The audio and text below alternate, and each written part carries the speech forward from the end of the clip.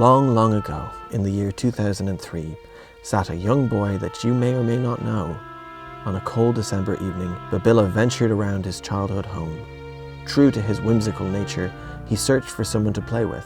He asked his mother, but she was busy on the phone. He asked his father, but he was busy working. He asked his brother, and, well, he doesn't really know what his brother was doing. This was 20 years ago. As he slowly realized there was nobody to play with, he sat down on the stairs and began to cry. "Nobody wants me," he cried out. And for the first time, Babila experienced the feeling of loneliness.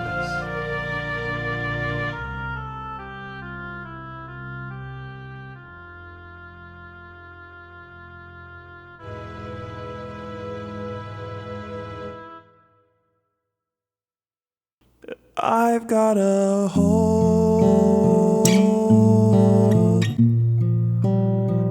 I've got a hole.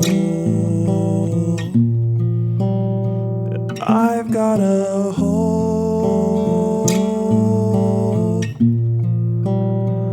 I've got a hole.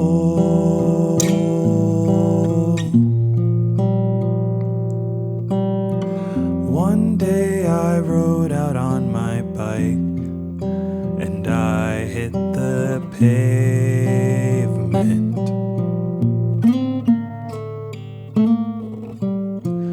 Doc said I'd have an overbite and she couldn't save it.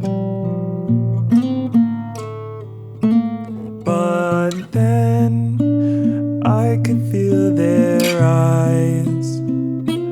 They saw my jaw was compromised.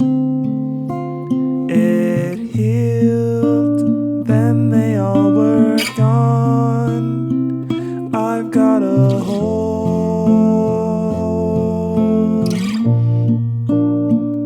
I've got a hole.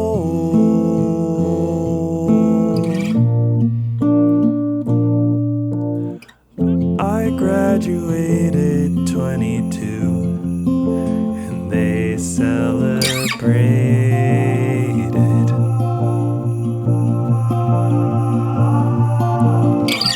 I did what I was supposed to do, worked while they waited.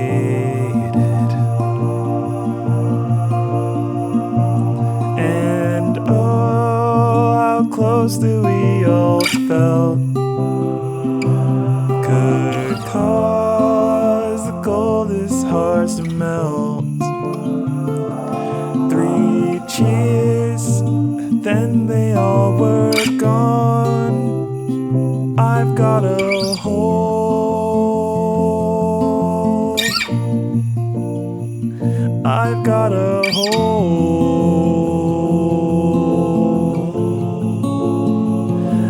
I could feel their eyes, but then it would be over. I would feel the high, but then I'm back to sober. I'm alone again, not whole again.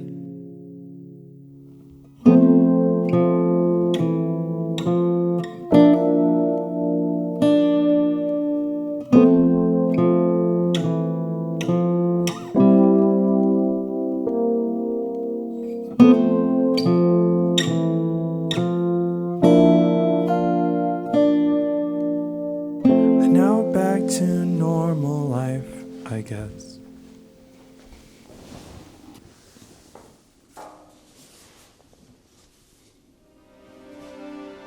We interrupt your regularly scheduled programming or you're presumably off television or phone for some reason to deliver breaking news. Wait, this shouldn't be possible. I have a magical television. Also, this message is such an emergency that it's also getting broadcast to magical televisions. Okay. A phenomenon has been sweeping across the United States and the world. Whether you live in the sunny state of California or across the world in Japan, you may have noticed something strange. A large, gaping, unfillable hole in the center of your chest. All kinds of people have been experiencing this whole phenomenon, but nobody really knows where it comes from. The individuals experiencing this may be college students recently leaving home, or maybe new parents of children, newly employed individuals, newly unemployed individuals, the physically healthy, the mentally ill, the outcast children, the bullied, the bullies, meek, the weak, the strong, and everything in between. Despite months of research, the Department of Health and Human Services has struggled to find a common trait between these individuals afflicted with this situation. As more and more of humanity falls prey to the whole, the question I ask myself and the rest of the world is, how will we defeat this threat? Who can save us? We need a hero. We're holding out for a hero until the end of the night. They've got to be strong, and they've got to be fast, and they got to be fresh for the fight. We need a hero. This is bad. I got to call Babilla. And it's got to be soon. They got to be sure. So it's not just me then, huh? It also felt oddly like a call to action. All right, Babilla, pick up.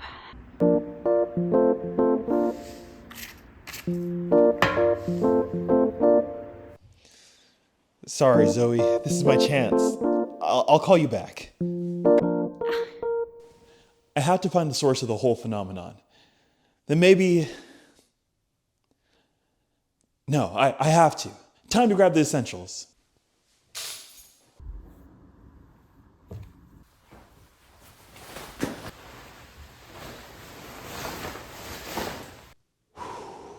All right, let's do this.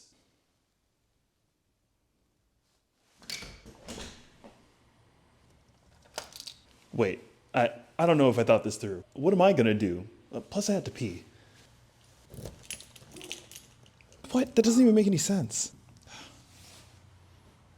Well, I could always go for a walk. I needed some time to think anyway.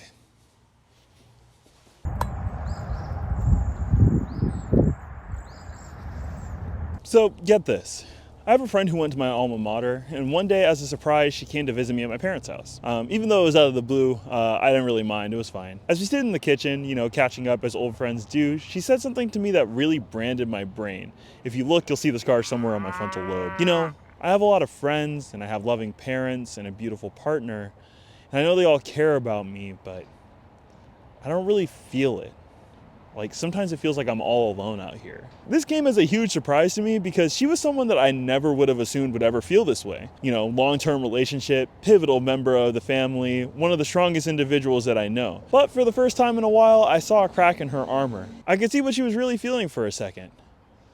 She was lonely, which is relatable. But what actually is loneliness? If there's a loneliness epidemic happening, well, it's time to put my public health degree to use. We need to dig into it and actually figure out what exactly is happening. Most people who study loneliness agree that it's a subjective experience, where you feel there's a discrepancy between your perceived and desired levels of social relationship. Basically what that means is that you want to have certain kinds of relationships, but you don't feel like you have the kind of relationships you want, or you don't have as many as you want. And it's important to remember that loneliness is subjective. It's about feeling isolated, not actual objective isolation. Researchers have also found that there's different kinds of loneliness depending on what sorts of relationships you're feeling you're lacking. There are two different types of loneliness that we can look at. First, there's social loneliness, which is when you don't have a community with shared interests and goals. This can manifest itself in different ways. You could be a student at a university with plenty of friends, but none of those friends are into underwater basket weaving like you are, and because of that you feel like there's something missing in those relationships. Or how you feel when those underwater basket weaving championships are done. There's nothing bringing you together with those teammates anymore, so suddenly that community that you have just vanishes. Are there even teams in underwater basket weaving? Okay, yes, there are, but they're like teams in like a golf sort of way. Anyway, so there's also emotional loneliness, which is when you don't have a close, intimate relationship with another person. This is probably the way that you traditionally think of loneliness, just like not really having friends and feeling lonely for it. But remember, loneliness is about feeling isolated, and you can be surrounded by people you call your friends, but still feel like you lack a distinct emotional connection to them. Sadie, do you ever get lonely, even when you're around people? John C. In either of these cases, it's more about the quality, not the quantity. Just because you have a lot of relationships doesn't necessarily mean you'll have lots of good relationships that fulfill your need to belong. Loneliness isn't the act of being alone. The opposite of loneliness isn't socialness, it's belonging.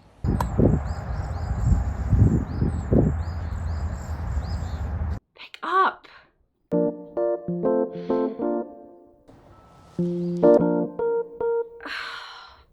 So what causes these feelings of loneliness? Well, there isn't just one cause, but loneliness usually shows up during big life changes or transitional periods, like going to college, moving, getting married, the death of a loved one, stuff like that. And something that you'll notice is that some of these big life events aren't bad. I love 2.5 of those 4 things. That's because loneliness doesn't always come from bad things. It just comes from disruptions. And this makes sense, right? Because during big life transitions, you don't necessarily lose friends. It's more that the nature of your friendship changes. When you go to college, you might even make a bunch of new friends, but those friendships are different, new, weird, and some take some time to figure out. You might have the quantity, but not the quality. I know personally, I didn't really have trouble making friends while I was in college, but it was really hard for me to find ones that were truly emotionally enriching. It's like I had a lot of acquaintances, but not a lot of people I felt like I could call in the middle of the night if I was really struggling. But I haven't even really been good at that in the relationships that I do feel emotionally enriched in. Ugh, I twisted my ankle. I gotta assess my emergency options.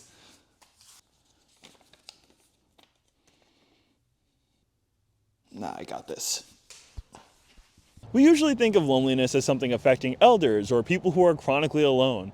But when we consider that loneliness occurs alongside transitional periods, it becomes clear that chronic loneliness can affect all of us. We all face big changes throughout life. So because we all go through it, loneliness is actually a lot more common than we think. As one researcher put it, loneliness is a universal experience, a consequence of the universal human need to belong. There are some people who loneliness affects more, like people who go through more of those transitional phases that we just talked about, or people who are more emotionally susceptible to things like that. But there's no one who's actually immune to it.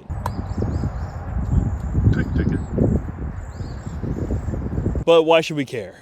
Bad feelings and negative emotions aren't unique, and we just finished talking about how everyone gets lonely sometimes. So what's the big deal? Well, loneliness isn't just feeling kind of sad because you don't have as many friends as Kevin. First off, fuck Kevin. But in all seriousness, loneliness has some pretty serious consequences. Researchers studying the effects of loneliness have found that it affects our mental health, unsurprisingly. Loneliness can cause us to view ourselves and others more negatively, and it can cause us to feel more powerless in our lives and social relationships. It also has the fun effect of turning our negative mental health into a vicious cycle and self-fulfilling prophecy. This is because, according to some researchers, the psychological feeling of loneliness comes from our brain being like, hey, we're supposed to be social creatures, but we're kind of missing a lot of that social stuff that we need to be healthy. And our brains are like, yo, you're so right. So they become hypervigilant to avoid feeling lonely.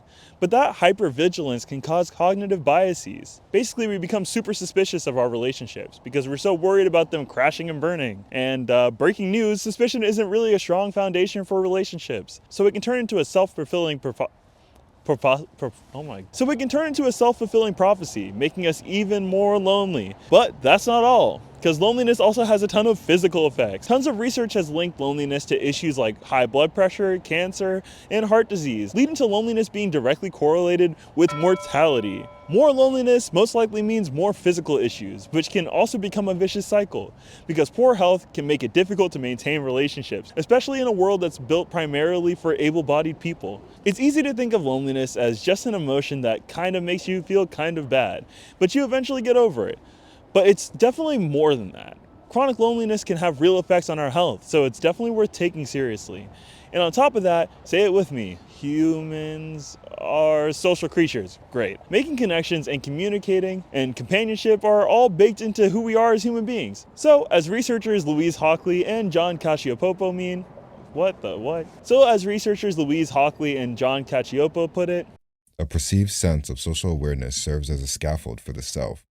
Damage the scaffold and the rest of the self begins to crumble. Loneliness is serious. For our brains, for our bodies, and for our souls, which makes the idea of a loneliness epidemic even scarier.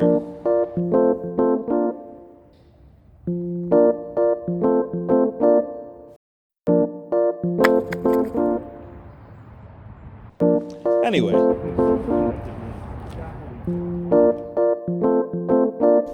Can anybody hear me?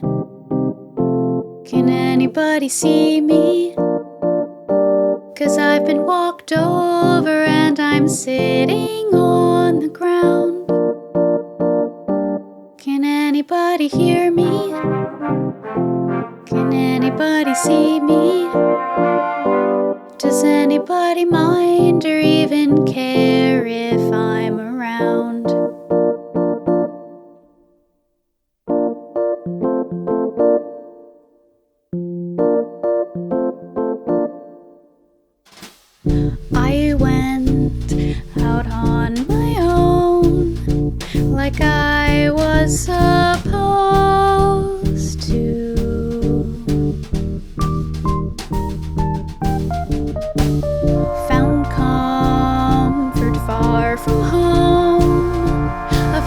friend to get close to.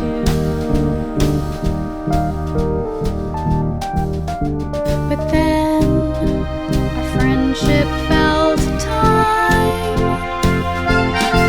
I called, but she had cut the line. Why did I do something wrong?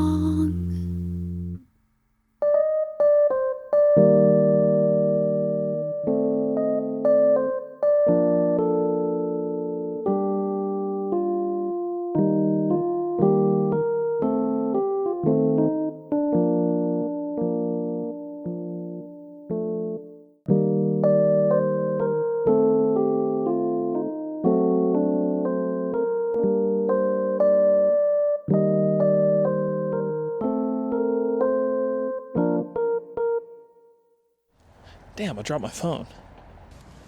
Man, did y'all miss all of that? I was cooking. All right, let me just start over. Actually, hold that thought. Hi, how are ya? You made it to the intermission. That's awesome. Now's a good time to grab a snack, use the bathroom, pause and come back later, or join my Patreon. You can support the channel for as little as $1 a month, and it goes a really long way. This entire project was funded by the money from my patrons and from kind donations from viewers like you. Supporting the channel also allows me to spend less time stressing about money and more time making content like this, and I really appreciate it. Also, if you're enjoying the video, please share it. I want as many eyes to see this project as possible. Also, subscribe. People will be watching and not subscribing. And turn on the notification bell so you never miss things like this. Also, since this is the last video of the year, here's a playlist of my most impactful songs of 2023. Thanks. Take it away, y'all.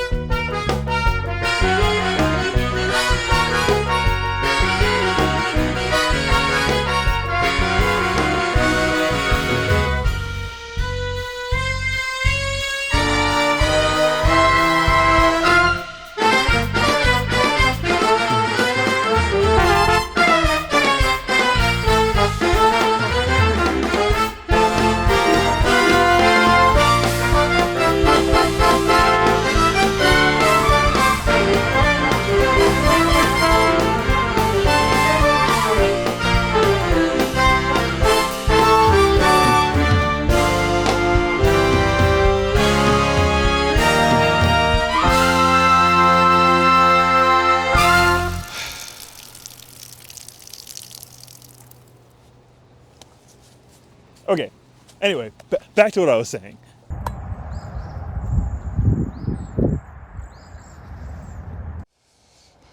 Whoa, okay. If social connectedness is the scaffolding for our lives, and that social scaffolding is crumbling, what can we do? Well, what about social media? That must be the solution, right? I mean, if the problem is loneliness, then something with social in its name must be able to help us, right? Right?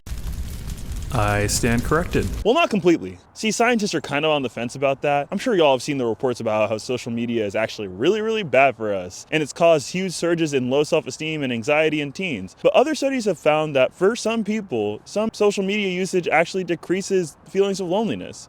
So, well, it's complicated. Like most things, there's no easy answer for what's good or bad in 100% of cases. Social media can make loneliness worse, but it can also alleviate it. It all comes down to who's using it and why. Social media can definitely be a good thing when it's used in supplement to already existing relationships, especially for older adults. Think about how your grandma uses Facebook. She uses it to keep in contact with the people in her knitting circle, or the other church ladies. It can help keep her relationships that already exist strong. However, for young people, we sometimes tend to use it to replace real life relationships. Zoomers are, allegedly, on their phones all day. There's also like a whole genre of millennial humor that's about avoiding phone calls. Plus, consider all the talk about parasocial relationship, and you can see how young people have had a bad reputation for using the internet to replace real social interactions. I definitely don't personally think that I'm Jarvis Johnson and Jordan Adika's best friend. Welcome to Sad Boys, a podcast about feelings and other things also. I'm Jarvis. And I'm Jordan. And I'm Babilla. Like one writer put it in her book about the history of loneliness, online connectedness seems to heighten rather than diminish loneliness when there is no corresponding or simultaneous offline attachment. In other words, where social media is an individual's sole or exclusive way of engaging with the world, loneliness is more common. Now, there's definitely a conversation to be had about what counts as a real relationship. I think internet friends are real. I'm writing this video with a friend that I made over the internet. But for now, it's something that you're gonna have to decide for yourself. Your mileage may vary. Researchers have also found that social media is best when used by people with low social comparison orientation. That basically means people who don't tend to compare themselves to other people, which if you read the fine print says this doesn't include Babilla. This also relates to the concept of the liminal self, the version of ourselves that we create for the internet. Basically, social media is good for people who are authentic and who don't compare themselves to other people. But people who use social media through a liminal self end up existing as highly edited, inauthentic versions of themselves. This is too real. Why did I write this? And when you interact with people on the internet through an inauthentic version of yourself, that can be really bad for your mental health and can actually make you feel more lonely. But it's not just about how individual people use social media. It's about how social media platforms themselves are built. Because they're built not well.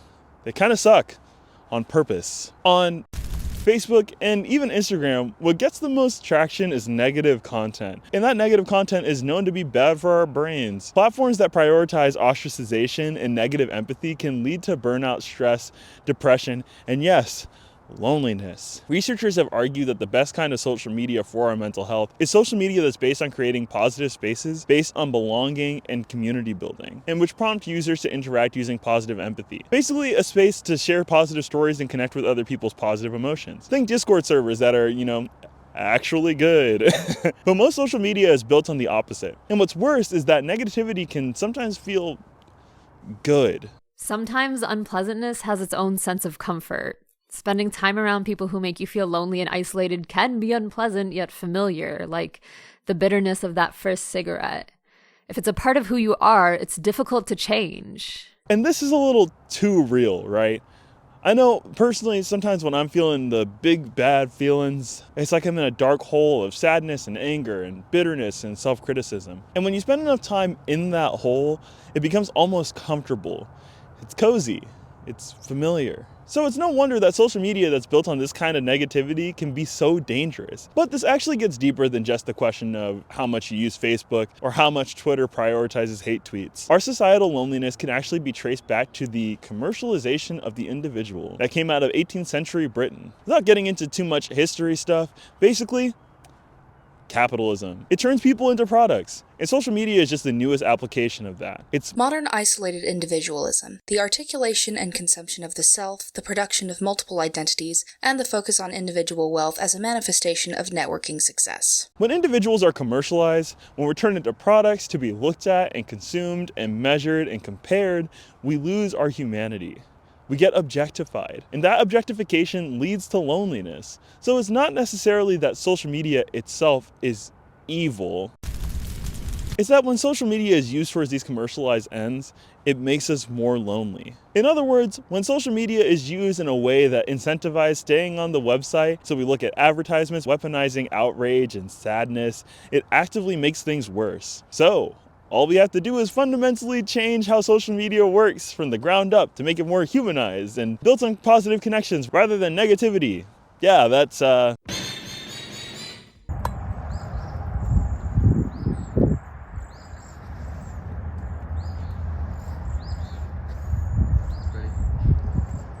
even if we can't immediately fix the things that cause our loneliness, we can still work to help the people that are lonely right now. Those people are all of us. It's you and me and your family and your neighbors. we're all lonely. Whenever people talk about this big wave of loneliness sweeping across society, they often describe it as an epidemic. And sure, technically that could be true. It is a medical crisis affecting a lot of people, but think about what it means when it's described that way. The word epidemic makes loneliness sound contagious, something we should isolate, quarantine, and avoid.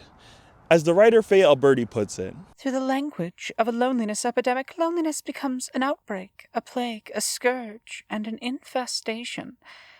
Loneliness invites panic, revulsion, and knee-jerk responses which do not encourage us to consider what it means. It also, by invoking biological inevitability, ignores the ways in which loneliness is a product of culture and circumstances and not an inevitable part of the human condition. Thus, a steady stream of media reports on, for example, loneliness in the elderly actually creates fear of loneliness in the elderly. Old age becomes something to be anxious about, rather than a state of which one can be proud. Unprompted thoughts on loneliness as an epidemic and things, just as a disabled trans woman. Our society builds its systems in such a way that certain groups of people, certain undesirable groups of people, are forced into loneliness as punishment, as violent acts against them. And we see this with the elderly, absolutely. The elderly are pushed out of existing in a social space. And so you have an epidemic not of loneliness, but a structural methodology of exclusion. And I think a large part of anti-trans legislation is so fundamentally built on pushing trans people out of any form of public life. On one hand, there is some evidence that loneliness can spread throughout a group. So maybe we should just quarantine all the lonely people onto an island of loneliness. So let's not do that. But there's also evidence that group support can actually alleviate loneliness.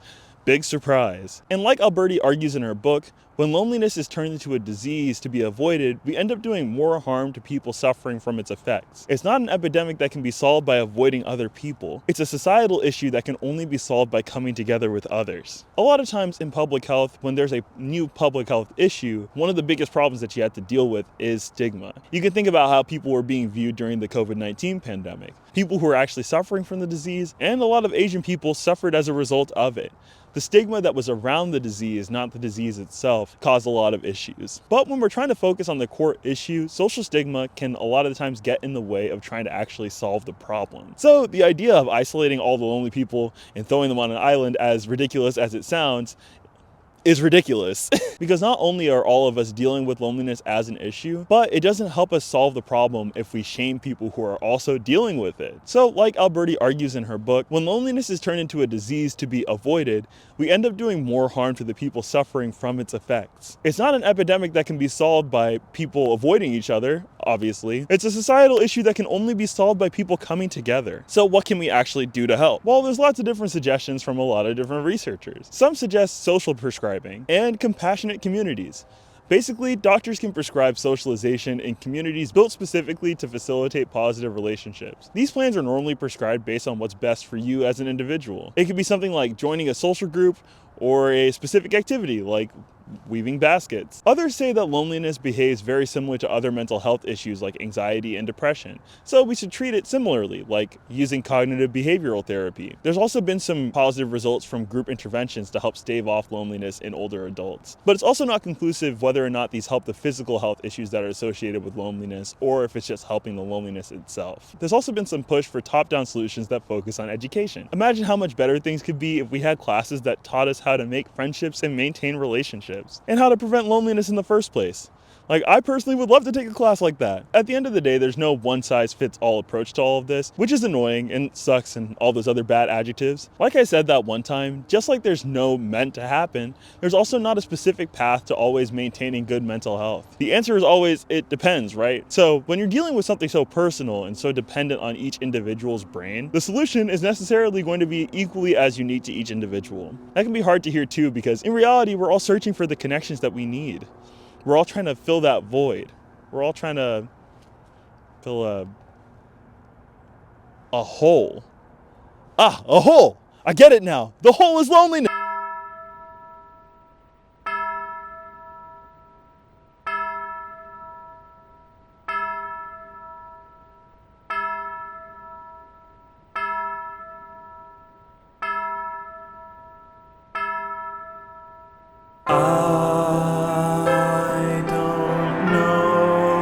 exactly what's going on.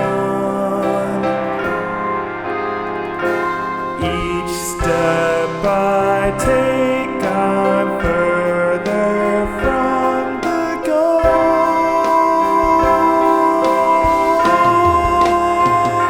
Can anybody see me? Can anybody hear me? I'm singing and I'm stuck inside the hole.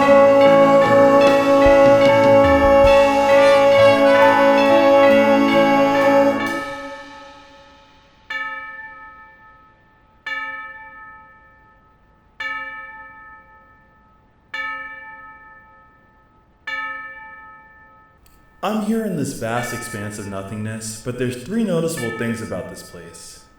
First, the fact that I'm here.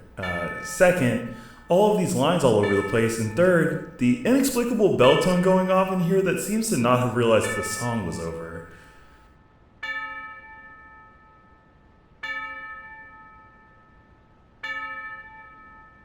Huh. Might as well.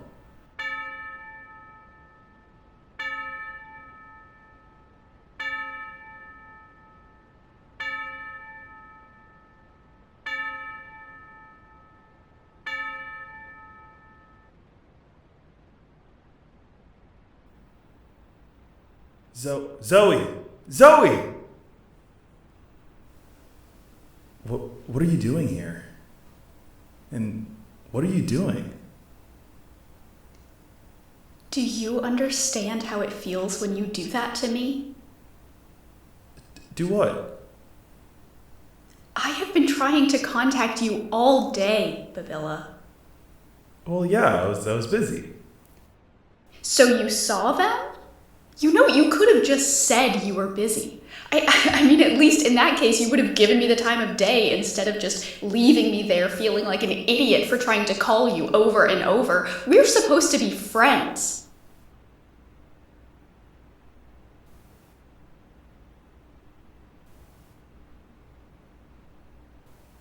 And I can't keep doing this. Zoe, wait! I'm sorry. I am your friend.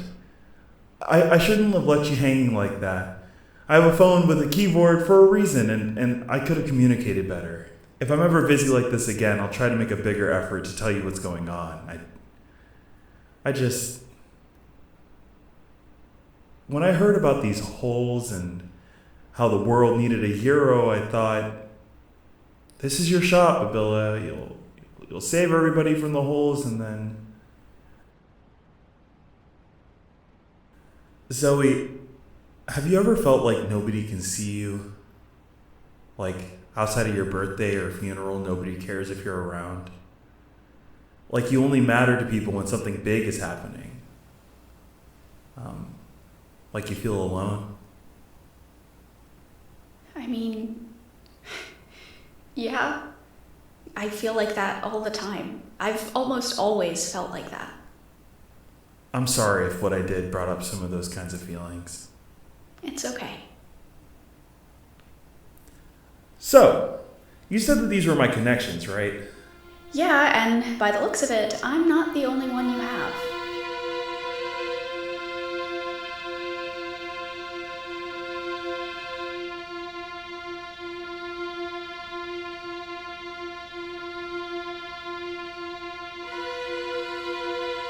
Sup, nigga? Before I got sucked in here, I made a discovery. The feeling that we're both feeling isn't just us. It's a lot of people. We have a void in us that feels like it can't be filled.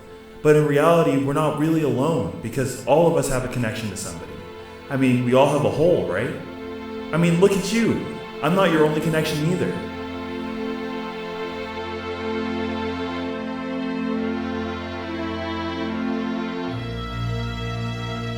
See, we're not alone. And even if we are alone, we're not alone in feeling alone. Nice. I think that's our ticket out of here. Wait, before we go, you never answered my first question. Oh, I don't know how I got in here. I think the plot just demanded it. Hey.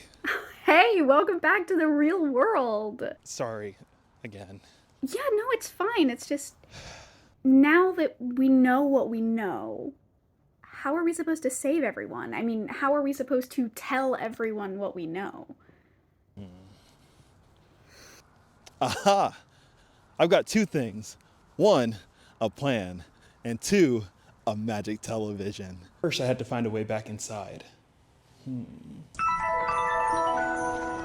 Wow, I'm so happy I'm writing a note with the two most important details about the place that I live. I hope I don't forget.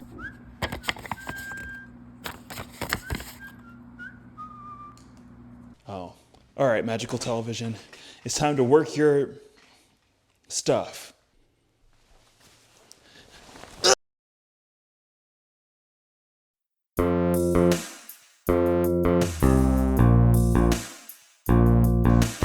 Coming to you live from an undisclosed location from a magical television. Hi, you may not know me, but my name is Babilla, and welcome to the part where I finally figure out how to help everybody. I've got a song to sing. Actually, scratch that, reverse it. We've got a song to sing. We've got a hole.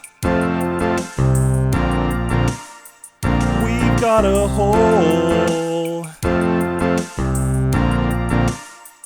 We've got a hole.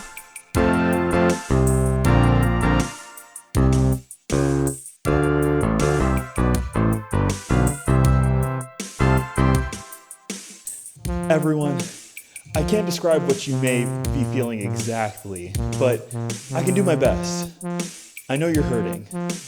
I know you feel like there's probably something missing from your life.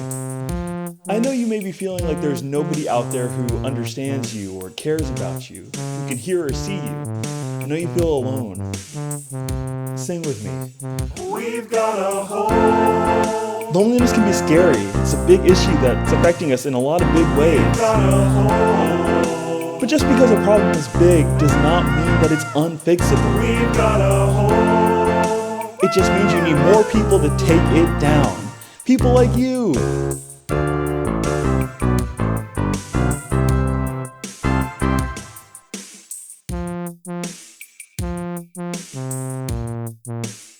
You're never really alone. And even if you feel that way, I mean, that's okay. Don't let the feeling keep you from pursuing the connections that you're seeking in your life. Keep looking for the relationships that you want. And even if you fail, keep trying. You have connections. You can make connections. When you feel like it couldn't get colder, I hope you realize it's never really over. You're not alone again, 'cause you got all of them. We've got a hole. We've got a hole. We've got a hole. We've